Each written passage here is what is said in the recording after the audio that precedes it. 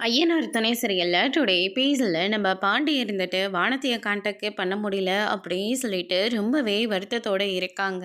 நிலா இருந்துட்டு பாண்டி என்னாச்சு அப்படின்னு சொல்லிட்டு கேட்கவும் பாண்டி இருந்துட்டு ஒன்றும் இல்லைங்க அப்படியே சும்மா தான் அப்படின்ற மாதிரி சொல்லிக்கிட்டு இருக்காங்க. வானதி உங்ககிட்ட பேசுறது இல்லையா அப்படின்னு சொல்லிட்டு கேட்ட உடனே ஆமாங்க, அவள் என் மேலே கொஞ்சம் கோவத்தில் இருக்கா போல இருக்கு. நான் ரொம்பவே கல்யாணம்னு சொன்னதுமே ரொம்பவே பயந்து போயிட்டேங்க. ஏற்கனவே 2 பேருக்குள்ள அடிக்கடிக்கு சண்டை வந்துக்கிட்டே இருக்கு.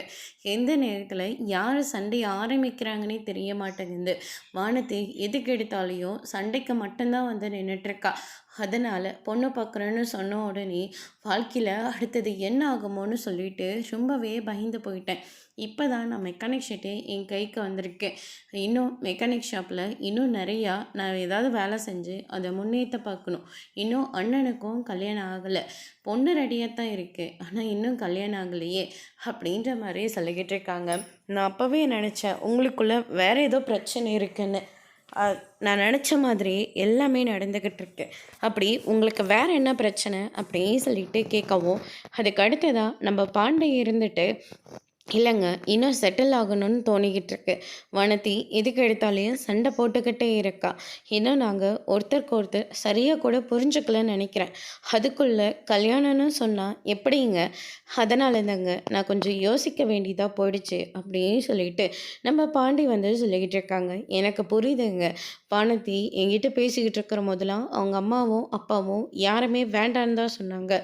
ஆனால் இன்றைக்கி அவங்க என்ன பையன் பையன் பரவாயில்ல, வானதியை நம்பி கல்யாணம் பண்ணி கொடுக்கலான்னு சொல்லிட்டு கல்யாணத்து வரைக்கும் வந்துட்டாங்க.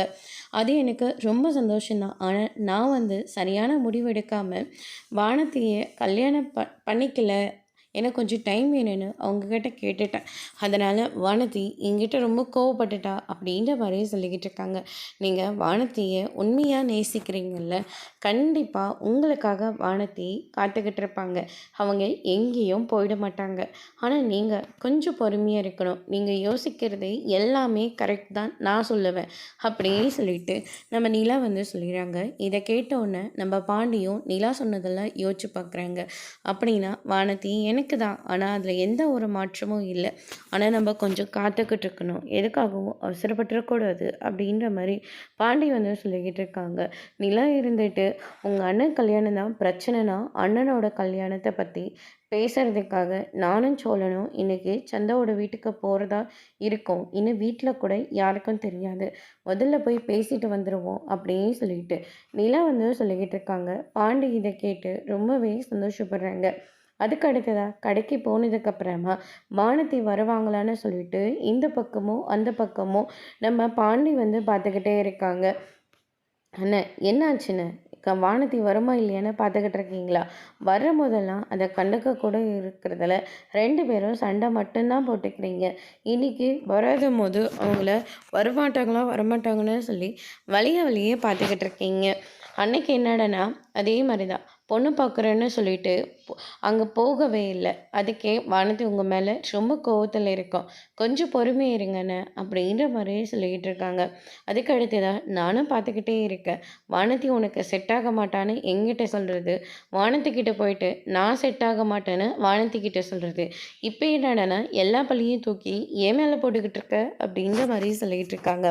இங்கே பாருங்கண்ணே, நான் என்னதான் இருந்தாலையும் உங்களோட நல்லதுக்காக மட்டும்தானே சொல்லுவேன் அப்படின்ற மாதிரி சொல்லிக்கிட்டு இருக்காங்க. அட போடா, டென்ஷன் ஆகுது அப்படின்னு சொல்லிட்டு வேலையை ரொம்பவே கோவத்தோடு செஞ்சுக்கிட்டு இருக்காங்க. அண்ணன் இப்படி வேண்டாம் வரப்பா, வேலையே பார்க்காதீங்க.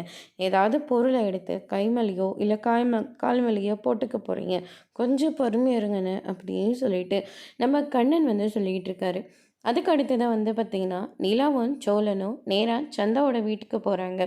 அங்கே வந்து சந்தா இருந்துட்டு சாயை குடிக்கிறீங்களா அப்படின்னு சொல்லிட்டு டீ போடுறதுக்காக போகிறாங்க. அப்போ நம்ம சோழன் இருந்துட்டு மசாலா டீ போடுறீங்களா? அண்ணன் உங்கள் டீயை பற்றியெல்லாம் நிறைய சொல்லியிருக்கு, ரொம்ப நல்லா இருக்கு மாமே. இல்லை, சாதாரண டீ தான் போடுறேன், உங்களுக்கு வேணா நான் மசாலா டீ போட்டு தரேன் அப்படின்னு சொல்லிட்டு சந்தா இருந்துட்டு மசாலா டீ தான் போட்டுக்கிட்டு இருக்காங்க. அதுக்கு அடுத்ததாக வந்து பார்த்திங்கன்னா நம்ம நிலா இருந்துட்டு என்ன நீங்கள் வந்த இடத்துல உங்களுக்கு இது வேணும் அது வேணும்னு கேட்டுக்கிட்டு இருக்கீங்க, அவங்களுக்கு என்ன தோணுதோ அதை செஞ்சு கொடுக்கட்டுமே அப்படின்ற மாதிரி சொல்லிக்கிட்டு இருக்காங்க. அதுக்கு அடுத்ததா வந்து பார்த்தீங்கன்னா, எந்த பிரச்சனையும் இல்ல. நான் மசாலா டீயே போட்டு தரேன்னு சொல்லிட்டு, மசாலா டீயே போட்டு தராங்க. ரொம்ப சூப்பரா இருக்கு டீ அப்படின்ற மாரி சொல்லி குடிச்சுக்கிட்டு இருக்காங்க. அதுக்கு அடுத்ததா சந்தாவோட அண்ணன் ஹரிஷ் வந்து நிற்கிறாரு. "வாங்க பையா" அப்படின்ற மாரி சொல்லிக்கிட்டு இருக்காங்க. "நாங்களும் உங்கள பார்த்து ஒரு முக்கியமான ஒரு விஷயத்த பேசிட்டு போலான்னு தான் நாங்க இங்க வந்தோம்" அப்படின்ற மாரி சொல்றாங்க. "ஓ! அப்படியா? என்ன விஷயம்?" அப்படின்னு சொல்லிட்டு கேட்கவும், அதுக்கு அடுத்ததா சேரன் அண்ணனுக்கு நாங்கள் எங்கெல்லாமோ பொண்ணு தேடினோம். அது உங்களுக்கே நல்லா தெரியும். அதுக்கப்புறம் இப்போ தான் 2 குடும்பமும் செட் ஆகியிருக்கு. இவங்க 2 பேரும் நல்லபடியாக பேசிக்க ஆரம்பிச்சிட்டாங்க. இதுக்கு மேலே நம்ம எதுக்காக கல்யாணத்தை தள்ளி போடணும்? உங்கள் அம்மாவும் அப்பாவும் பார்த்து பொண்ணு கல்யாணத்தை பேசி முடிச்சிடலாமே அப்படின்ற மாதிரி சொல்லிக்கிட்டு இருக்காங்க. அவங்க இங்கே வரதா இருந்தாலும் சரி, நம்ம அங்கே பீகாருக்கு போகிறதா இருந்தாலும் சரி, எங்களுக்கு 2மே ஓகே தான் அப்படின்ற மாதிரி சொல்லிக்கிட்டு இருக்காங்க. இல்லை பையா, அது சரியாக வராது. கல்யாணத்தை நம்ம இங்கேயே முடிச்சிடலாம். அவங்களோட உத்தரவுக்காக நம்ம வெயிட் பண்ணால் 2 பேருக்கும் கல்யாணம் ஆகவே ஆகாது அப்படின்ற மாதிரி சொல்கிறாங்க.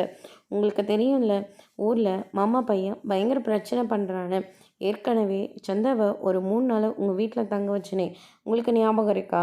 அதனால் இப்போ சந்தாவோட கல்யாண விஷயம் தெரிஞ்சதுன்னா கண்டிப்பாக பிரச்சனை வரும். அதுக்கப்புறம் கல்யாணமே நடக்காமல் கூட போயிடலாம் அப்படின்ற மாதிரி சொல்லிக்கிட்டு இருக்காங்க. சரி விடுங்க, அவங்களோட உத்தரவெல்லாம் எதுக்கு? கல்யாணத்தை பேசி முடிப்போம், முடிச்சிருவோம்.